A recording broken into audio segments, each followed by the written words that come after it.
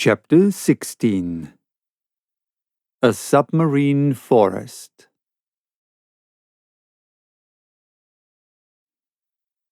We had at last arrived on the borders of this forest, doubtless one of the finest of Captain Nemo's immense domains. He looked upon it as his own and considered he had the same right over it than the first man had in the first days of the world, and, indeed, who would have disputed with him the possession of this submarine property? What other hardier pioneer would come, hatchet in hand, to cut down the dark copses? This forest was composed of large tree plants, and the moment we penetrated under its vast arcades, I was struck by the singular position of their branches, a position I had not yet observed. Not a herb which carpeted the ground, not a branch which clothed the trees was either broken or bent, nor did they extend horizontally. All stretched up to the surface of the ocean. Not a filament, not a ribbon, however thin they might be, but kept as straight as a rod of iron.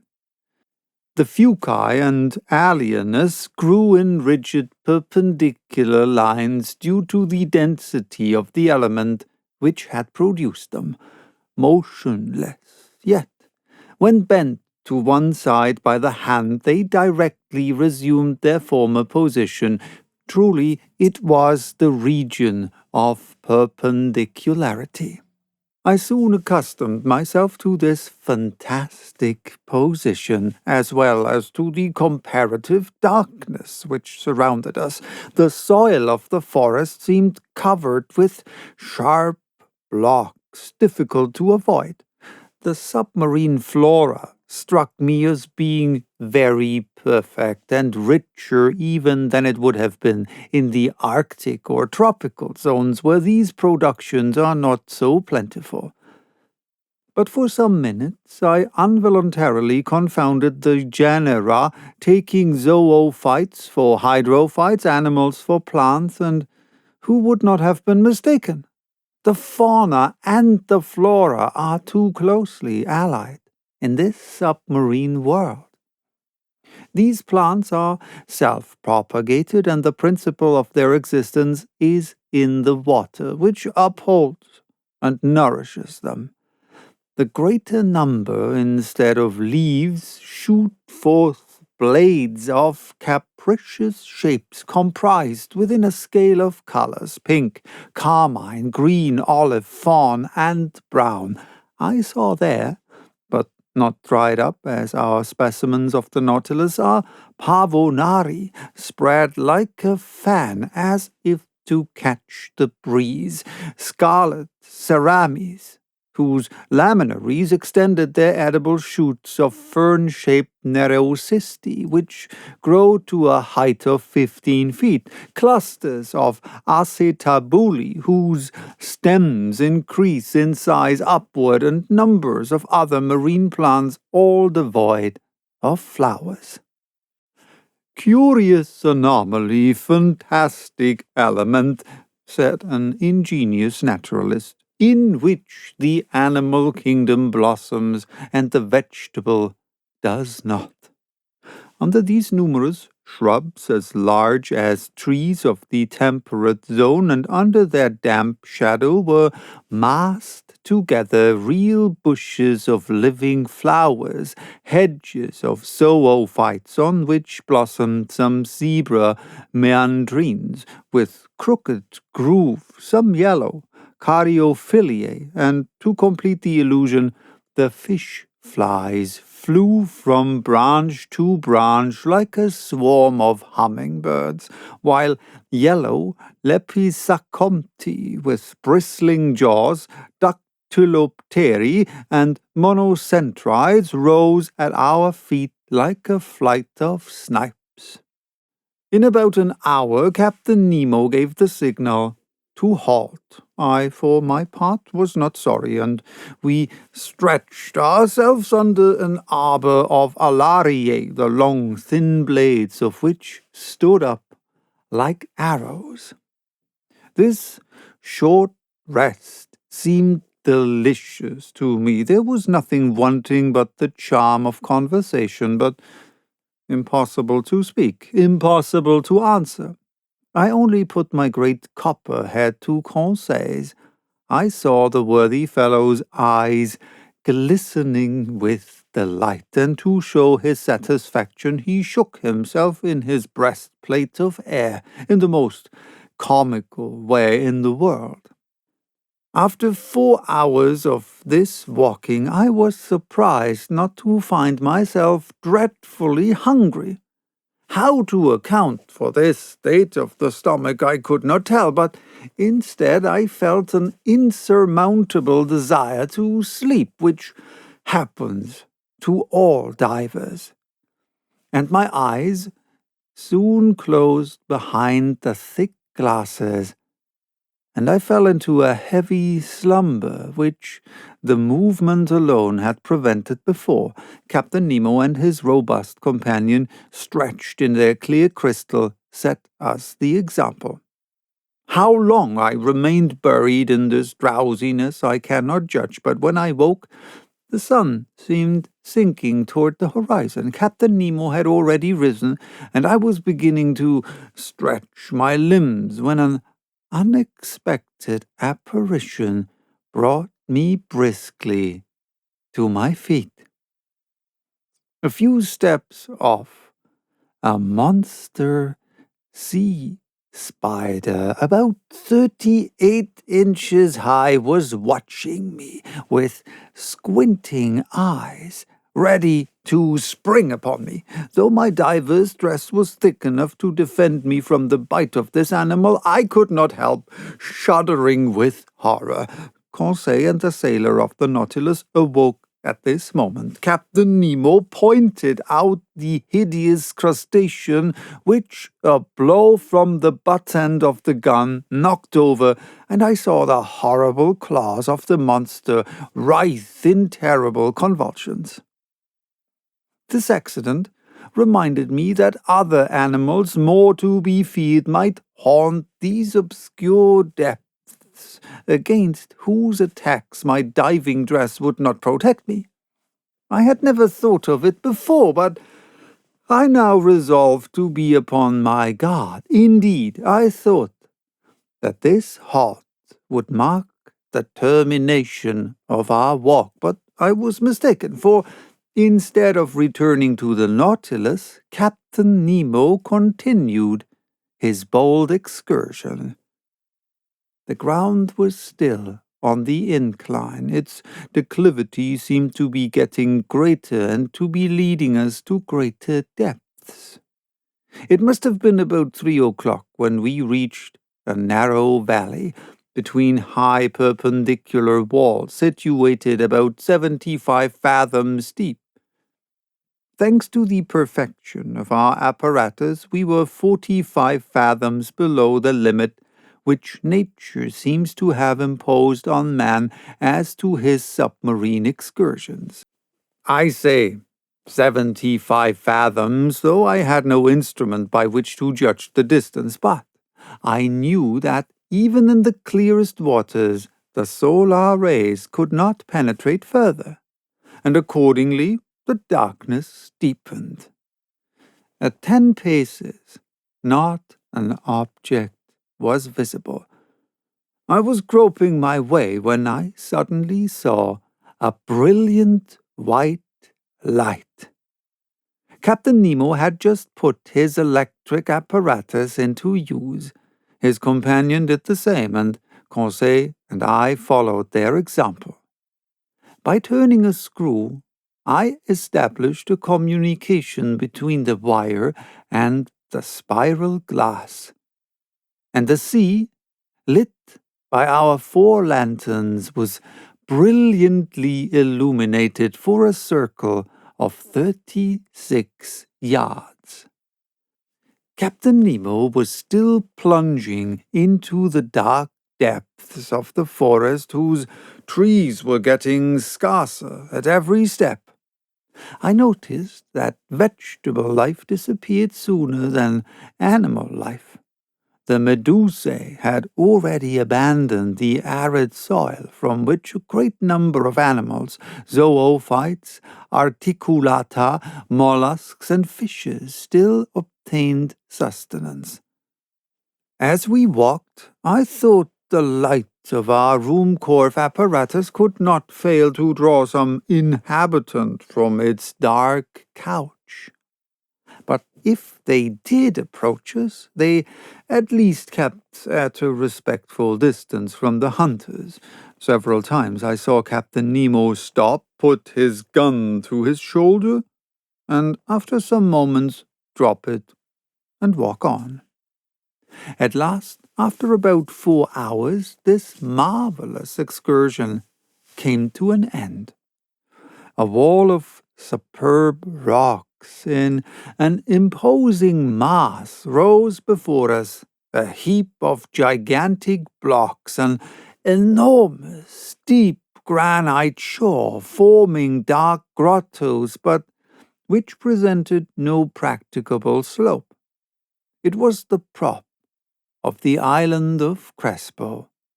It was the earth. Captain Nemo stopped. Suddenly a gesture of his brought us all to a halt, and however desirous I might be to scale the wall, I was obliged to stop. Here ended Captain Nemo's domains, and he would not go beyond them. Further on was a portion of the globe he might not trample upon. The return began. Captain Nemo had returned to the head of his little band, directing their course without hesitation. I thought we were not following the same road to return to the Nautilus. The new road was very steep and consequently very painful. We approached the surface of the sea rapidly, but this return to the upper strata was not so sudden as to cause relief from the pressure too rapidly, which might have produced serious disorder in our organization and brought on internal lesions, so fatal to divers. Very soon, light reappeared and grew, and the sun being low on the horizon, the refraction edged the different objects with a spectral ring. At 10 yards and a half deep, we walked amid a shoal of little fishes of all kinds, more numerous than the birds of the air, and also more agile. But no aquatic game worthy of a shot had yet met our gaze. When, at that moment, I saw the captain shoulder his gun quickly and follow a moving object into the shrubs. He fired. I heard a slight hissing, and the creature fell stunned at some distance from us. It was a magnificent sea otter, an anhydrus, the only exclusively marine quadruped. This otter was 5 feet long and must have been very valuable. Its skin, chestnut brown above and silvery underneath, would have made one of those beautiful furs so sought after in the Russian and Chinese markets. The fineness and the luster of its coat would certainly fetch 80 pounds. I admired this curious mammal, with its rounded head, ornamented with short ears, its round eyes, and white whiskers like those of a cat, with webbed feet and nails and tufted tail. This precious animal, hunted and tracked by fishermen, has now become very rare, and taken refuge chiefly in the northern parts of the Pacific, and probably its race would soon become extinct. Captain Nemo's companion took the beast, threw it over his shoulder, and we continued our journey. For 1 hour, a plain of sand lay stretched before us.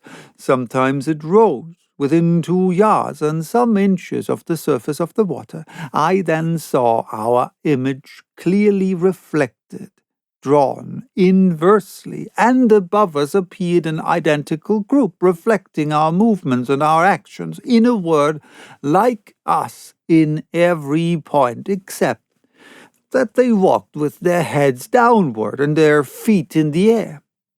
Another effect I noticed was the passage of thick clouds, which formed and vanished rapidly, but on reflection I understood that these seeming clouds were due to the varying thickness of the reeds at the bottom, and I could even see the fleecy foam which their broken tops multiplied on the water, and the shadows of large birds passing over our heads, whose rapid flight I could discern on the surface of the sea. On this occasion I was witness of one of the finest gunshots which ever made the nerves of a hunter thrill. A large bird of great breadth of wing, clearly visible, approached, hovering over us. Captain Nemo's companion shouldered his gun and fired. When it was only a few yards above the waves, the creature fell stunned, and the force of its fall brought it within the reach of the dexterous hunter's grasp. It was an albatross of the finest kind. Our march had not been interrupted by this incident. For 2 hours we followed these sandy plains, then fields of algae, very disagreeable to cross. Candidly, I could do no more when I saw a glimmer of light, which for a half-mile broke the darkness of the waters. It was the lantern of the Nautilus. Before 20 minutes were over, we should be on board, and I should be able to breathe with ease, for it seemed that my reservoir supplied air very deficient in oxygen. But I did not reckon an accidental meeting which delayed our arrival for some time. I had remained some steps behind when I presently saw Captain Nemo coming hurriedly toward me. With his strong hand he bent me to the ground, his companion doing the same to Conseil.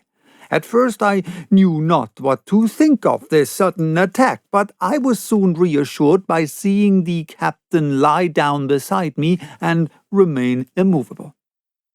I was stretched on the ground just under shelter of a bush of algae when, raising my head, I saw some enormous mass casting phosphorescent gleams pass blustering by.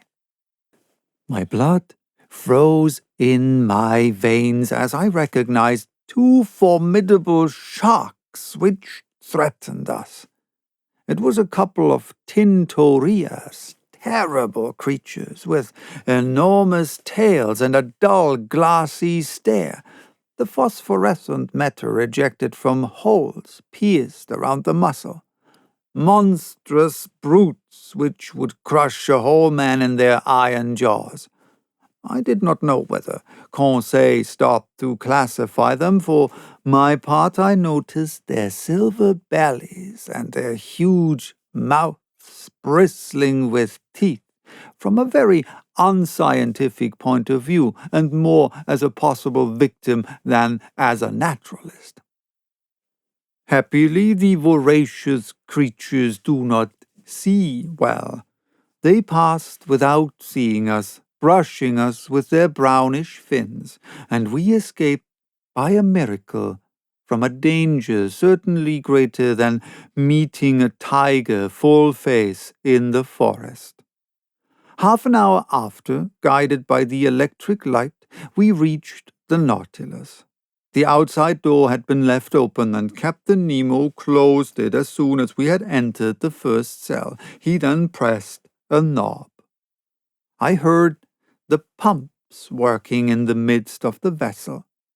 I felt the water sinking from around me, and in a few moments the cell was entirely empty. The inside door then opened, and we entered the vestry. There, our living dress was taken off, not without some trouble, and fairly worn out from want of food and sleep, I returned to my room in great wonder at this surprising excursion at the bottom of the sea.